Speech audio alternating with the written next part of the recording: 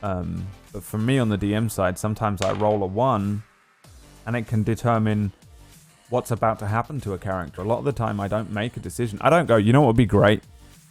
Is if a giant centipede burst forth from the wall and bit this character's legs off. But I do go, it'd be awful if a centipede burst from the wall and bit the character's legs off. Let's see if that happens. If I roll a 1, that's going to happen. Uh-oh!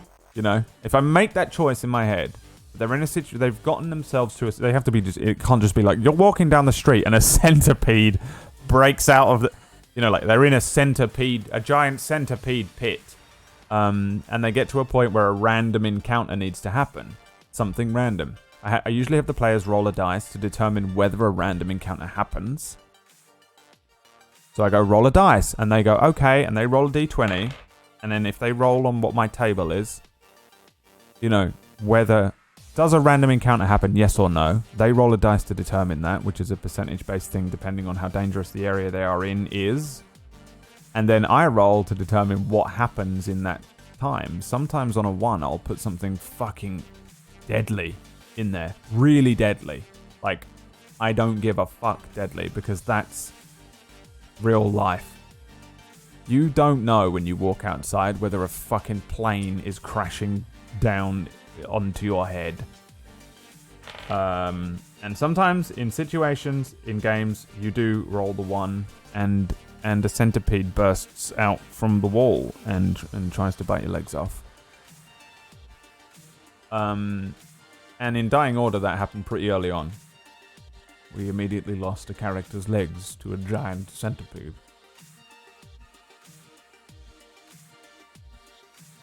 I gave one of my only characters that didn't have a tragic backstory that Anna made and gave them a tragic backstory by accident because of a single random roll on the table. Fair enough. Yeah. Come back to me with that story soon, because I have a story that I can't tell you yet. I'll put a difficult encounter in a session 1 or 2 and then tell players immediately this is not a hack and slash game. You have to think outside the box. Yeah, I mean, that's what I like. I got that from Matt Colville. I watched something. Matt Colville's a pretty famous GM and a really good one. And he does a series on YouTube which is like GM tips. Matt Colville. Collville, I think. Colville. Oh no, Colleville, I think is how you spell his name. Somebody asked him a question in an interview or something I saw him do. I don't know what it was. I feel like it was that thing with him and Satine Phoenix talking. And she says to him, do you level the encounters to, you know, so that they're all doable? And he was like, no, never. He's like, if you're walking around out in the wilderness and you're level 1 and you encounter a Tyrannosaurus Rex with laser eyes, then you need to figure out how to deal with that situation. You can't just it's an unwinnable. It's pretty obviously an unwinnable thing. We're not going to defeat this Tyrannosaurus Rex. For you to just go, let's stab it. The GM wouldn't put anything there that we couldn't beat. Is metagaming. And so if you die, don't matter. However, coming up with a way around, like those guys in Jurassic Park can't defeat the T-Rex. They don't all die to it. You know, they figure out and they think outside of the box. They basically, in Jurassic Park, let's break down Jurassic Park as a D&D encounter. T-Rex attack scene in Jurassic Park. I wonder if I have... Do I have... I think I do. Let's see if I can do this. This could be fun. Then we'll play the game. We'll get there. Shut up. Shut the I said shut the I said shut the Here we go.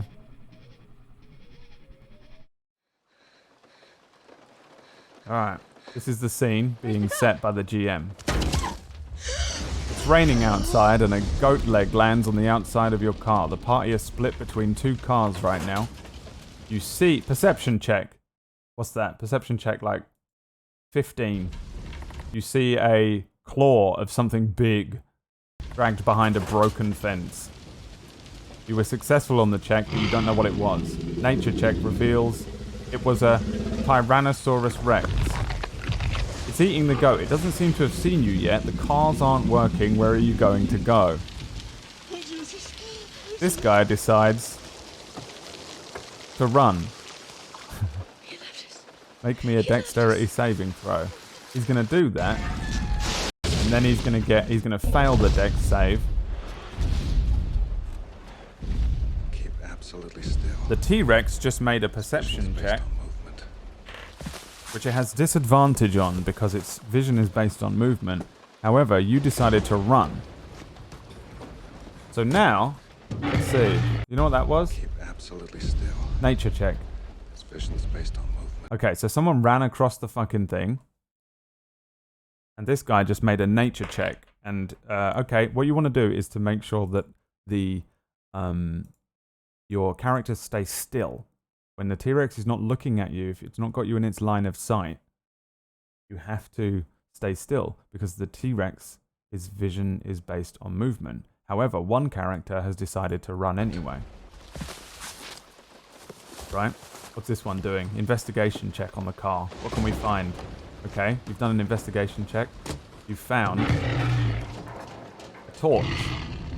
Okay, I shine the torch at the other group to let them know. Turn the light off, turn the light off. So she doesn't have the meta knowledge that he has of the vision. That kid just made a perception or an investigation check and has worked out that the light is drawing the T-Rex over to them. Sleight of hand. Fail. You rolled a 4. You actually draw the attention of the T-Rex, who makes a perception check based on sound, not on his eyes, and gets an 18. So now it senses that you're here, but you haven't turned the light off. It makes another perception check based on sight, but it doesn't have disadvantage because you're shining a torch in its eye.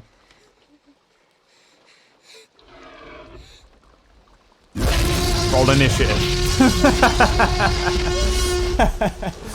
Roll initiative. It knows you're there. Now what are you going to do? Alright. Athletics check. To see if the T-Rex breaks through the glass and eats you.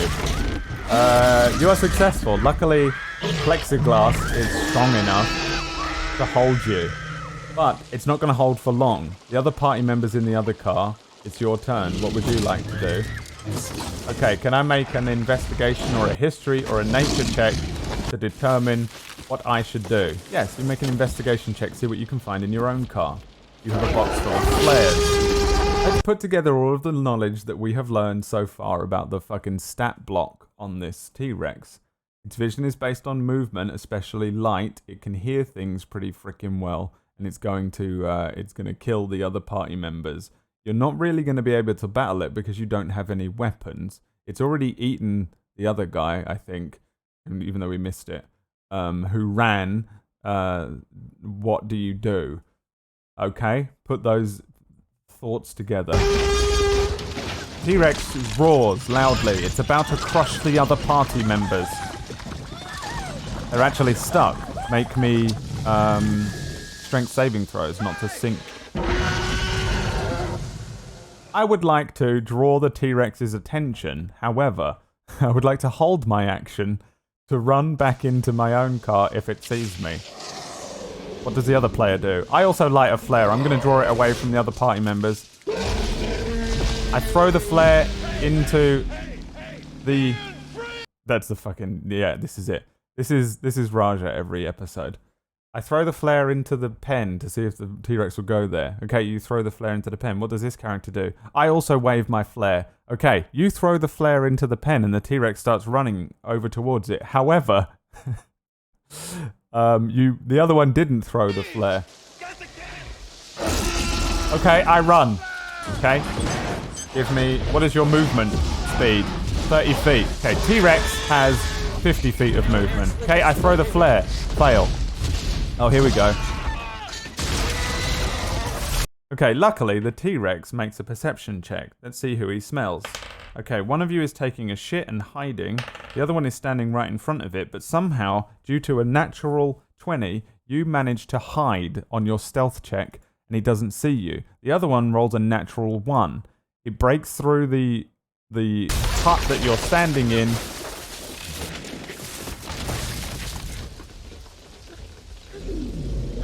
What is your AC? 8. Alright, attack roll coming in. It's a 15, he hits. Roll damage. Ooh, that's a crit. He's going to be dealing 24 points of damage to you. What is your HP? My max HP is 5. You have been killed. Massive damage means that's an instant kill. You don't get death saves. Okay, what are the other players doing? Alright, well, your character fell over. Roll me a Constitution saving throw. Natural 1, you pass out from being hit. The other 2 characters are still trapped in the car. Would you like to try and help them out? Yes. Okay, give me an athletics check. You pull one character out. Give me another one to try and pull the other one out. You can. Frady Cat character, give me a Constitution saving throw. Okay. Natural 1, you scream in fear. I would like to try and shut the other one up. Sleight of hand. We don't move. The other character doesn't have information yet because they weren't next to you. They have the meta knowledge, but they don't have the knowledge that you have. Don't move. You can't see us if we don't move. Now you can role play knowing that it can't see you, and its vision is based on movement from your check that you failed earlier on. Perception check. T-Rex. 3. You can smell something, but it can't quite see you because you're stood perfectly still.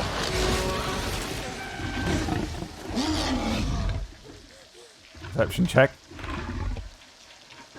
It knows you're there. It doesn't seem to be able to get to you. One of the party members is still trapped under the car. You haven't got them out yet. What are you going to do about it?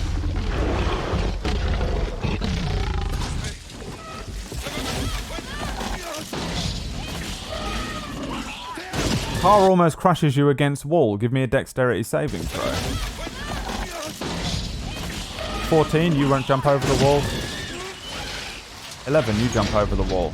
Oh, be careful though, you're going to fall. The slippery edge is actually a large drop. Give me another dexterity saving throw. Okay, 14 and 16. You both don't fall. There is a rope that leads down into the thing. If you would like to climb down the rope, you can. Although if you're going to be carrying one of the other the halfling, then you need to make me an athletics check with disadvantage because it's raining and the halfling is heavy and you're going to have to carry them down. Wow, 19, you do it. However, this GM is a bastard. However, the car is about to fall off the edge. It's being pushed by the T-Rex. What would you like to do?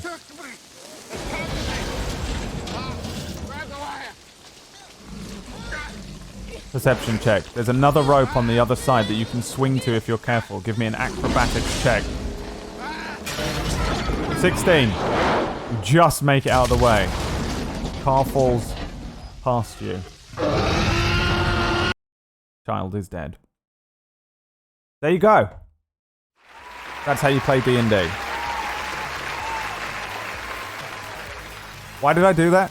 I forgot why I did that in the first place.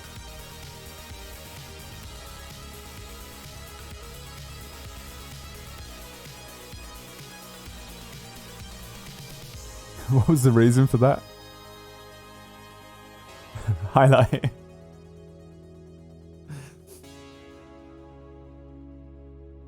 That's not how you watch TV. That's how I watch TV. It must be really annoying to watch TV with me.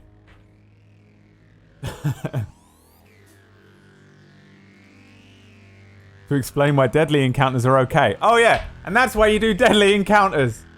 That's why deadly encounters are okay, because they couldn't defeat the T-Rex. They can't just bring out a short sword and defeat the T-Rex there. But they all survived, bar one, and he was a dickhead anyway. He never brought snacks to the table. So that's how you can work around a deadly encounter. And frankly, that's how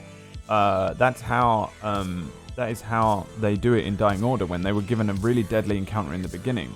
Luckily, they had a sorcerer who thought a little bit outside of the box. And it's a win.